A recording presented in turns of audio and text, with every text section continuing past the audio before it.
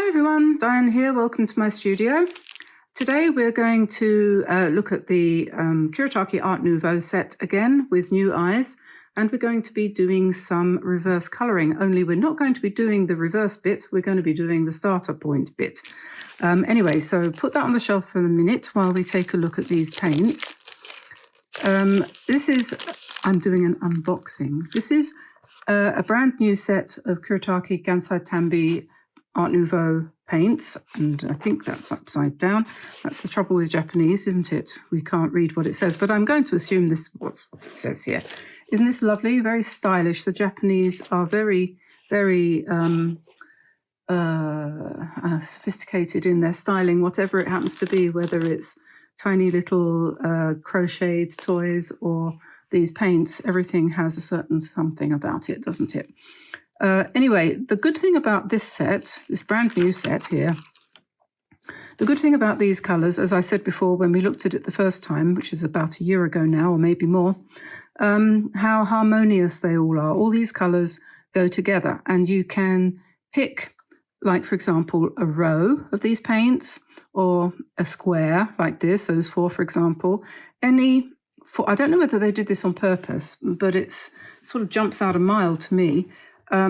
That any of these combinations, any four, is a perfect palette for a painting that you might want to do. Can you see what I mean? You've got like 2 turquoises and 2 mauves there, which would be a beautiful background for an Art Nouveau reverse painting colouring sheet. Same here, we've got this beautiful dark green and these 3 turquoise light ones, 3 altogether, and then a green.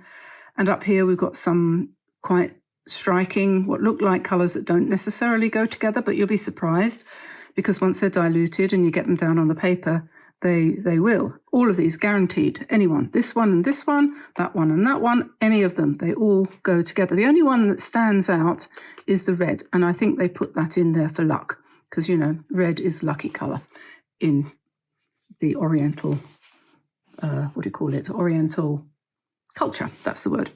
So normally when I'm painting, or often when I'm painting with these, I use my converted acrylic palette here, and I have them all arranged around the outside edge in order of colour.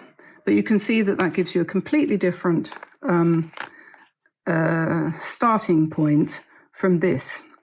So it depends on how you feel. If you don't want to spoil your box, which of course some people don't, they don't want to spoil the box, and I can see why, then best thing to do is to take them out, whichever ones you're going to paint with, and put them in another palette like that. And I still haven't made that decision today yet. You know what it's like when you get a new set of paints and you don't want to start them because you think, no, I should finish up what I've already got. I shouldn't start the new ones because that would be wasteful. I should keep them because they're beautiful the way they are, and I'm going to mess them up.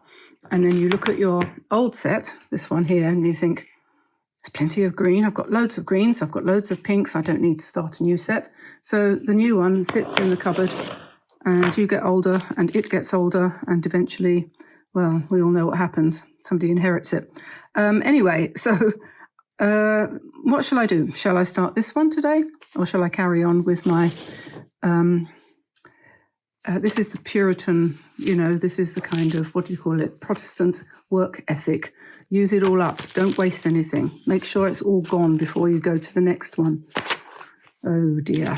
Anyway, I'm going to start this one. I'm going to break with tradition, convention, and common sense. I'm going to use this one. But I'm not going to use this brush because this is a huge mop brush, and that can go and live over there for the minute. Okay, so here's a picture I did earlier. This is just one colour from this set, I think, and black. Quite nice. You can just do 2 colours on a page like that, and you can do all sorts of nice things. I quite like that. I think it's quite stylish. I think that would make nice fabric for a dress, don't you? I don't know the last time I wore a dress. It probably was about 35 years ago. Anyway, this is another one, 2 colours and a bit of ink work.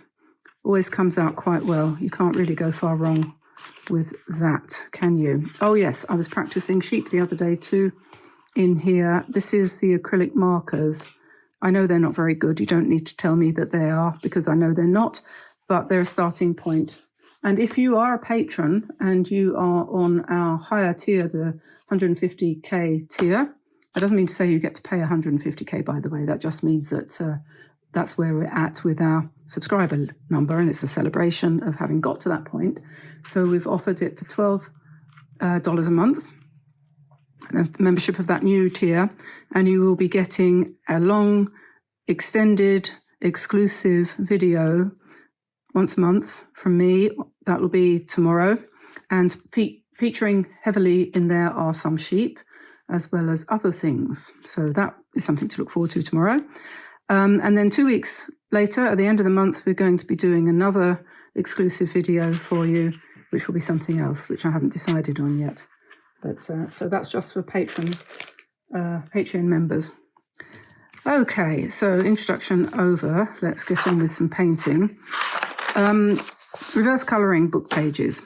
You can make your own. You don't have to buy a book, although, that said, we are offering one of our compilations on Etsy and on our website. If you go over to those, either one or the other, this evening, when you see this video, you will find a product there for sale, which is a reverse colouring book that you can download onto your printer and print it out on ordinary copy paper like this and make a little book of it. It has a cover to say where you got it from, and you'll be able to go into it with pen or acrylic markers or pencils, coloured pencils, you name it, whatever you want to. You could use dip pens, you could use gold paint, you can use anything you like to embellish the backgrounds. So what I've got here, actually, I'm starting from this point. This is one of our reverse colouring pages, and I'm going to try to reproduce this somewhat, because as you can see, it was begun, so it needs to be redone. So I'll just pop that over there so I can see it. And I'm going to, am I going to plunge into my new paints? Why not? Pink. The good thing about these paints, these Kuretake paints, is that they don't need pre-wetting. You can just start painting with them. You just touch them and they release their colour immediately. So what we want to do here is as loose as possible. I'm using about a size 9 or 10 brush, and we're just going to pop some colour on here, and we'll just vary them as we go across the page. And you can do this. And sometimes, you know, you don't want to do anything though, do you? So on those days, that's when you get out your reverse colouring book and you just do some squiggles over the top of what's on it. And I think it's a good thing. It's a good thing. But sometimes you might want to create your own. So we're doing that now. And I'm picking up all the creams and light browns and stuff like that to do some flowers on here. And the lovely thing about it is we're just using these beautiful paints. They're so smooth and lovely. And the paper is smooth and lovely because it's just copier paper. It's nothing special. It's just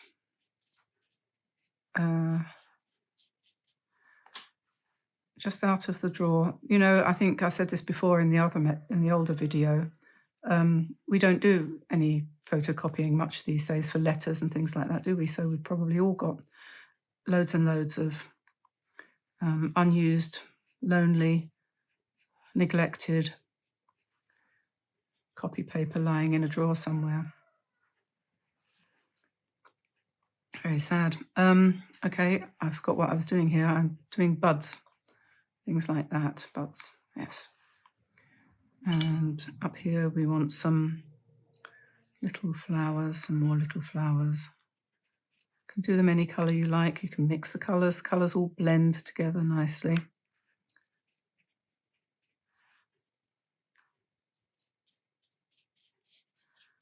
And we don't want to give anything too much shape. And what I'm doing really at the moment is just putting blobs all over the place. We need a bigger one, I think, down here as well. And then I'm going to join them together with some sort of leaf type thing. So we'll switch from pink to green and maybe something like this.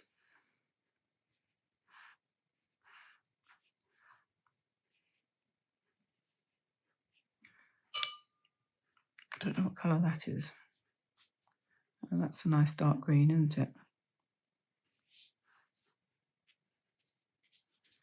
Of course, rose leaves are quite broad like this, aren't they?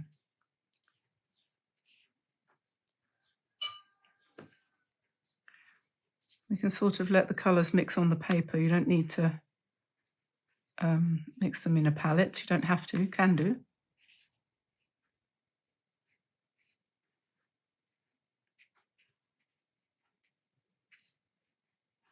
And it's good if they mix, you know, run, I mean. And just drop the other colours in side by side and just build the thing up as you go along.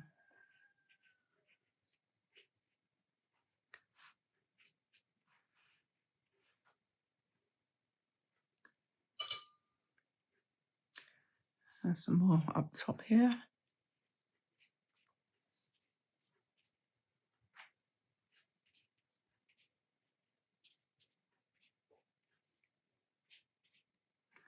And you can, if you want to, put some kind of a background in using one of the palest colours, so you could sort of just kind of fill in around the outside edges a bit, which gives you a really blurry background. And when you do your reverse colouring, that will all blend in.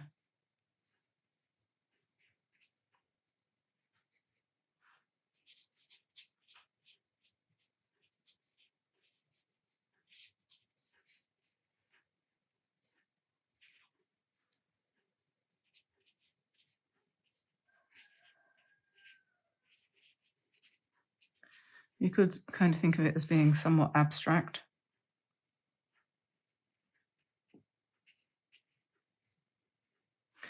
Probably best not to think about it too much at all anyway, really. Just do it.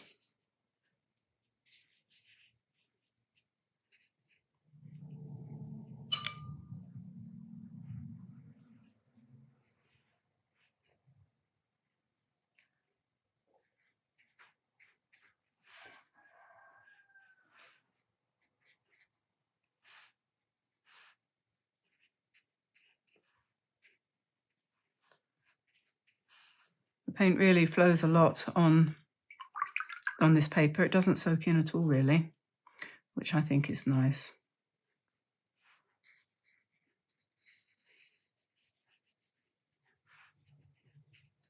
But you can, if you download our colouring book, then you can print that out on anything. If you've got a reasonably competent printer, or I suppose you could take it to a shop and have them put it on their big printer. But £90 paper, you don't need to go up as far as 140, but I think you'll find mostly £90 paper will go through a home printer without any problems these days. It's different from the way it used to be. Okay, now the thing is, when you do these reverse, if you're painting your own, you don't want to have, in a normal painting, you would have a lot of darks like these here, because you need the darks to make the whole thing kind of pop. But because this is reverse colouring, you don't want that. The idea is that you're giving yourself a background, and then you can make it darker when you come in to add your line work and so on. So that's where the reverse colouring idea comes in. So it's just the colouring is there, and then you add the line work and the details. So that's basically done. And because that's nice and pale, I think I might just make this one a tiny bit Karen-like there. A little bit more, just a little bit more. And so that's that. I'm going to let that dry, and then we've got that one done.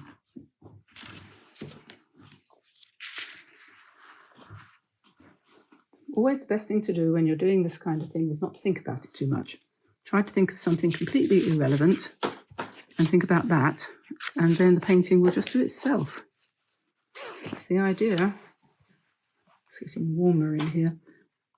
I wonder whether it's true that a new set of paints paints better than an old set. What do you think? Do you think that's possible? Okay, so let's do one more, and let's do this one a little bit differently.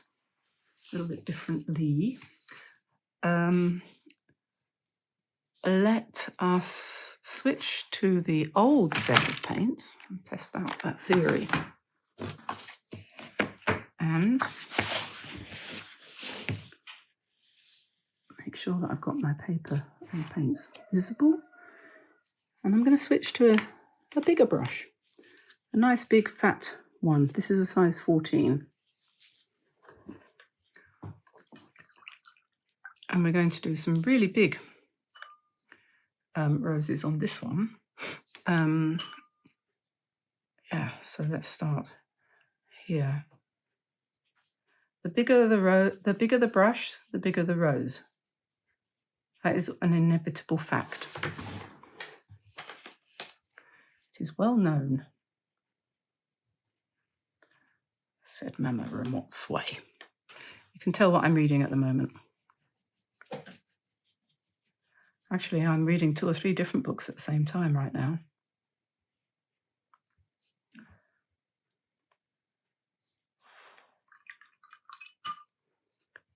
I was thinking I would read the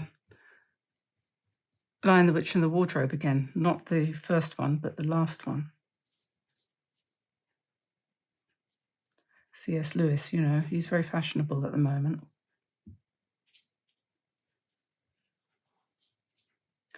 Okay.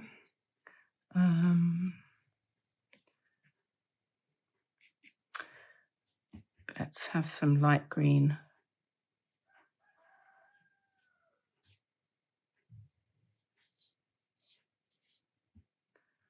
And some beige.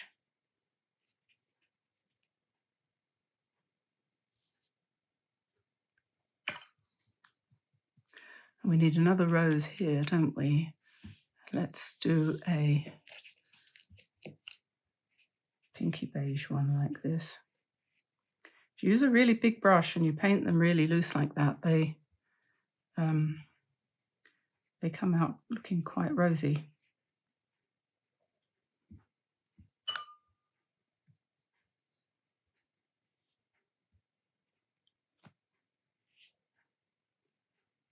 And we'll do another thing like that down here, I think, as well, perhaps in the same sort of colour.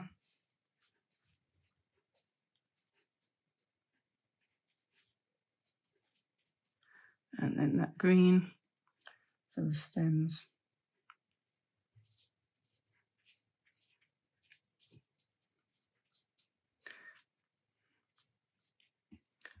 And then some more of these beige buds. And we need some more leaves, and we'll stick to the same sort of shades. I think that one needs a stem.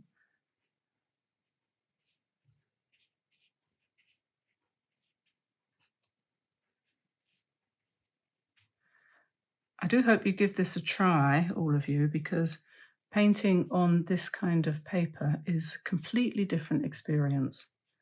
And even though you might not want to do it often, I think everyone should try it once. It's a bit like jumping off the high dive platform. You might only, or doing a bungee jump, you might only do it once. In fact, if you've got any sense, you would only do it once. But everyone should probably do it. Said she who never has. I wouldn't jump into the water. No, I'm pretty sure I would die. But most people can get away with it once.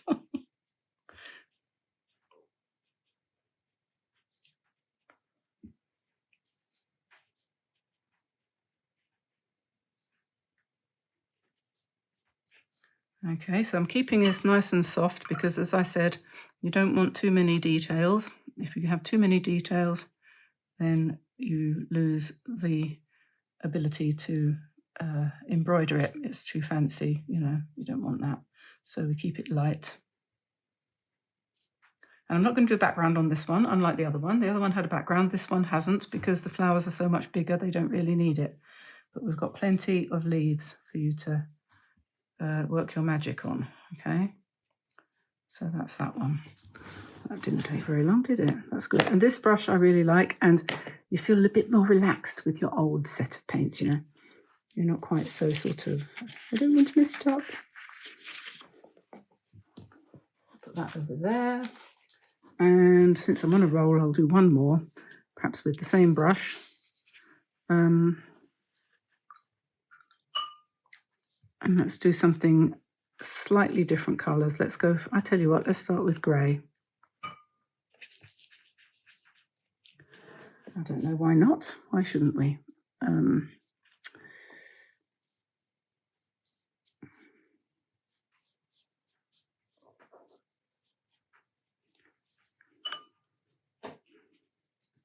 I'm going to add a little bit of pink.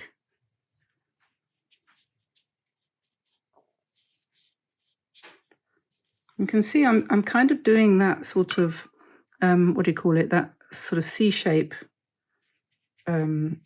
rose where you do the lots of C's going round, but not too carefully. Let's put some buds up here. Oh, and some leaves. We'll make leaves nice and soft. I like this green here. I think that will go quite well with that grey.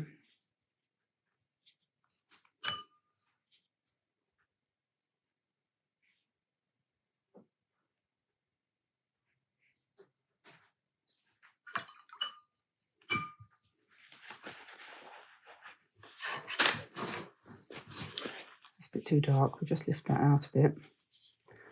Always have a tissue handy in case you make a mistake. Pink, this one.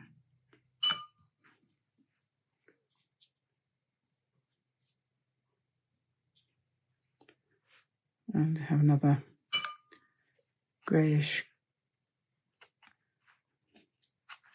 pink rose over here.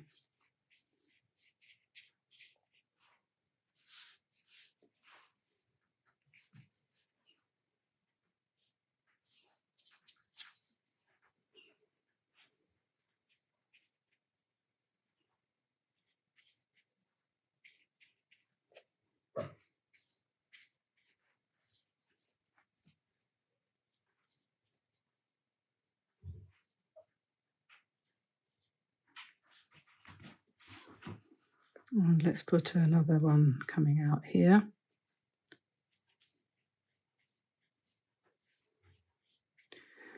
So when you're colouring these in, you can obviously add more colour if you want to.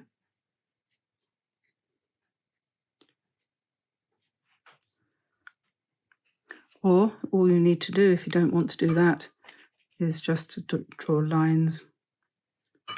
So you would put the veins on the leaves, or you would put embellishments like you could do spirals and parallel lines and cross hatches and anything you feel inclined to do, you can do it. You can join up the stems, you know.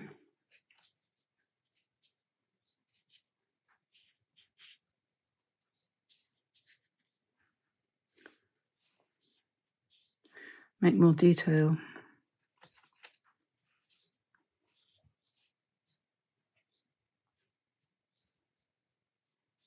So where I've done a basic blob, you're going to come back in with it, into it, and sharpen it up, like we've talked about a lot, because I have done quite a few of these paintings where I start off like this, and then together we come in and do the line work. So this is not new to you, I know. I just think it's about time we did some of the backgrounds. So I'm going to stop there. And that one's a nice kind of really antique rose colour. That's a little bit much. I'll just dab that off there. Straighten that out. That'll be fine when that's dry. Okay, so there we are. Art Nouveau colouring book, reverse colouring book pages for you. Don't forget what I said. Pop over to Etsy or to our website and you'll be able to find them there. And you'll be quite intrigued, I'm sure, to give this a try. It's a great way of relaxing when you don't want to try too hard. So thanks very much for everybody for being here, and I'll see you again soon. Oh yes, don't forget the exclusive patrons only longer video coming out tomorrow. That's going to be exciting. That's our very first one. So I hope to see you there. I'll say bye-bye for now, everybody, and I'll see you soon. Bye now.